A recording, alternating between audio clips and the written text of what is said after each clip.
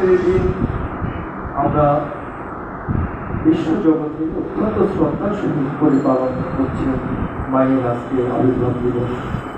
তদুপরি আজকে সকালে কথা হচ্ছিল দিদিদার সাথে যে কিছু কি করা যায়। তারা আমাকে ফোন করেছিল যে হ্যাঁ, ওই ফোন এবং ছোট্ট একটা আয়োজন, তার মধ্য দিয়ে আজকে আমরা যে কয়জন আসতে পেরেছি, যে কথাগুলো মারা বলেছে, ছোট্ট ছোট্ট কথাগুলো আমরা শুনেছি।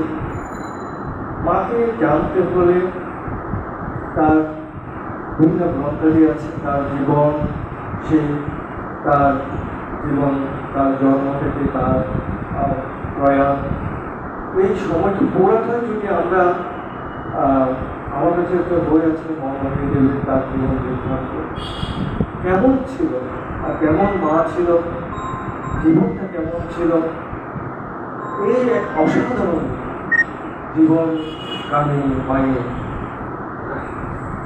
তোমার যে কথাটা বলেছে একজন মায়ের যে 8টা বৈশিষ্ট্য, আমি বসে বসে চিন্তা করছিলাম সেটা যে 8টা বৈশিষ্ট্য মধ্যে 8টা যে কথা রয়েছে, নিষ্ঠা, ধর্ম, সেবা, শুশ্রূষা, সাহায্য, প্রেরণা, সংরক্ষণ, সুপ্রয়োজন, 8টা জিনিস, এই 8টা পুঙ্খানে মায়ের মধ্যে ছিল। বিধায় প্রেমময় ঠাকুর তার গর্ভে আসতে পেরেছিল, না হলে কোনোভাবেই সম্ভব ছিল না, কোনোভাবে সম্ভব ছিল না।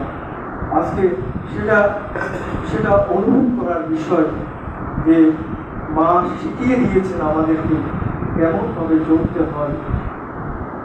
সেবা শব্দের অর্থটা কেমন ছিল তিনি হাতের কলমে পরিবে শিখিয়েছেন।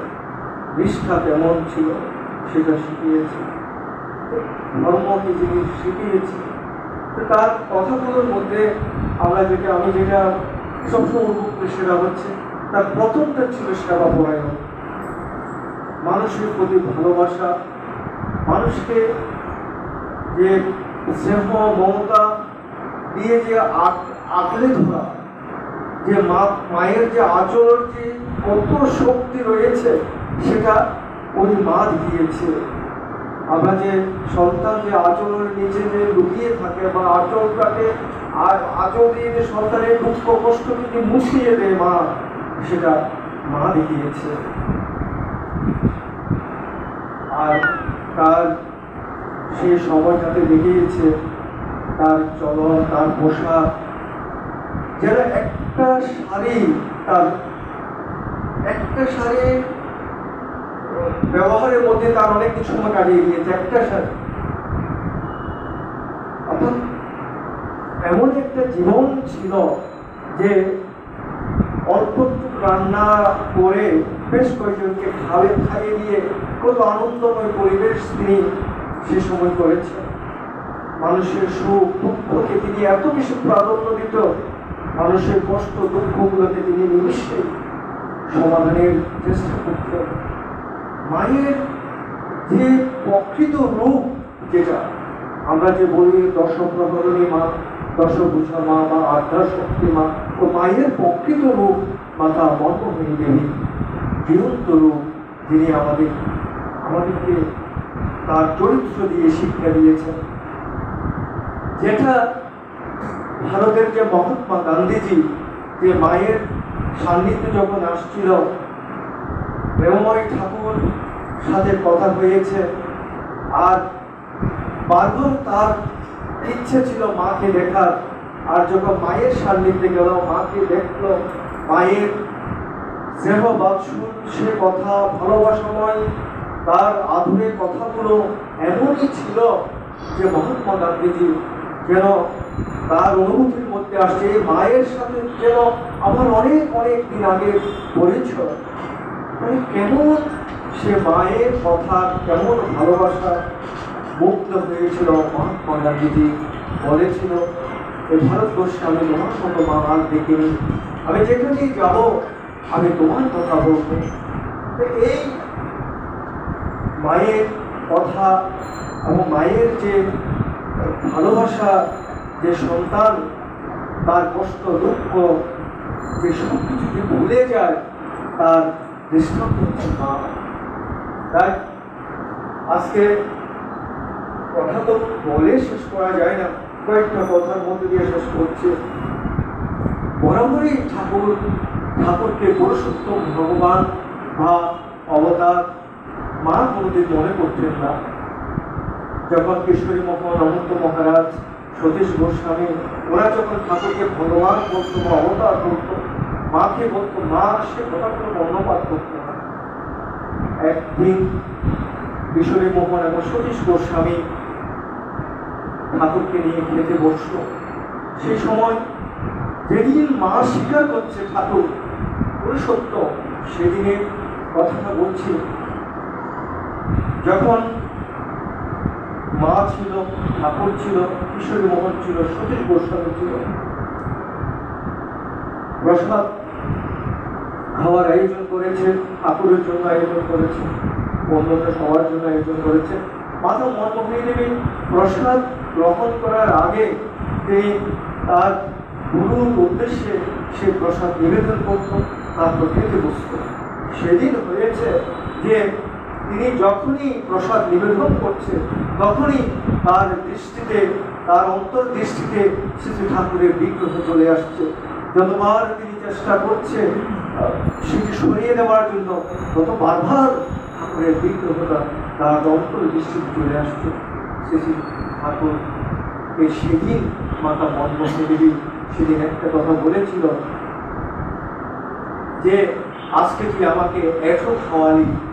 অর্থাৎ যে ঠাকুরকে যে এতদিন তিনি যে ভগবান অবতার, যে জিনিসটা তার চিন্তার মধ্যে আসেনি, সেদিন তিনি বুঝতে পেরেছেন যে আমার ছেলে সাধারণ কেউ নয়।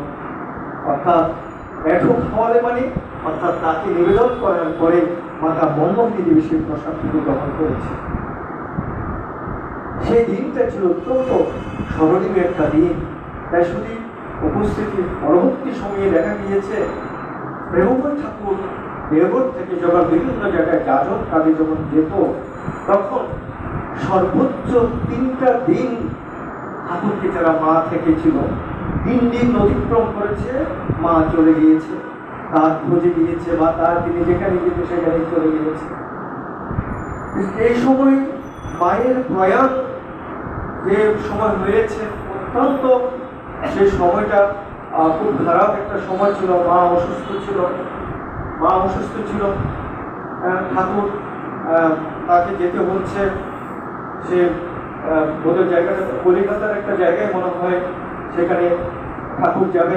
মাকে বারবার বলছিল, মা আমার মতো 1-2 দিন দেরি হতে পারে, তুই কিন্তু যাবি না, কিন্তু আমাকে কথা দে, তুই কিন্তু যাবি না।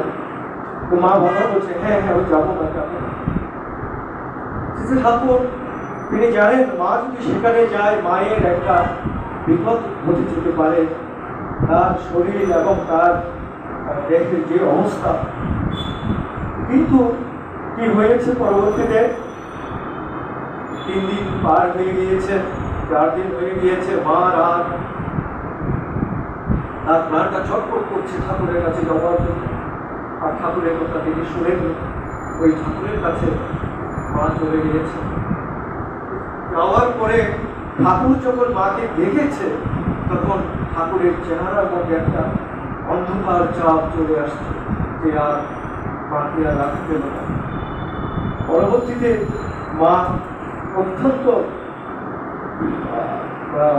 অসুস্থ হয়ে পড়ল। তারপর পরবর্তীতে মা দেখো রাখলেন।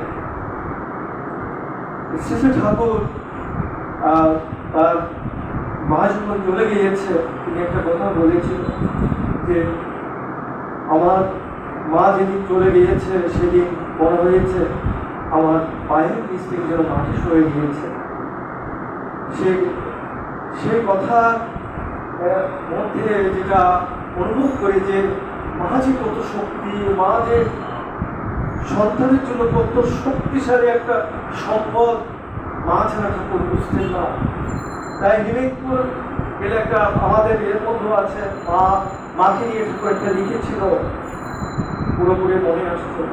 সে লেখাটা শুনতে হচ্ছে, মা তুমি যদি আবার কোনোবার যদি আসো, হ্যাঁ, মায়ের জন্য ঠাকুর মার মাতৃমন্দির করা ছিল,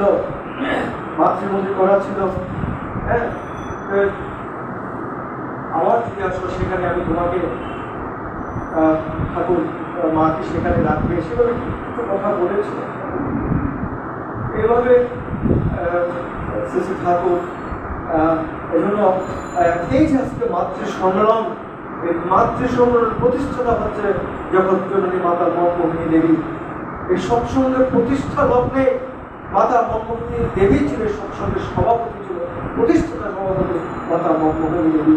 তাই এই মা এই সৎসঙ্গ প্রতিষ্ঠার লগ্ন থেকে মায়ের যে ভূমিকা রয়েছে, আজকে শ্রদ্ধার সাথে স্মরণ করছি মাকে, যে মায়ের গর্বে আলোকিত করে আমরা ঠাকুরকে তিনি এনেছেন। আজকে তিনি এনে এই জগৎবাসীকে তিনি সর্বশ্রেষ্ঠ উপহার দিয়েছেন। মা শ্রী ঠাকুর অনুকূলচন্দ্রকে আজকে কোটি কোটি মানুষ বিশ্ব জগতে তাকে গ্রহণ করে আজকে বাজার পথ খুঁজে পেয়েছে। আজকে এই দিনে মায়ের চরণে শত সহস্র কোটি প্রণাম নিবেদন করে আমি প্রেমময় ঠাকুরের চরণে প্রণাম নিবেদন করে সবার সুস্থ সুন্দর জীবন কামনা করে আমার আলোচনা শেষ করছি।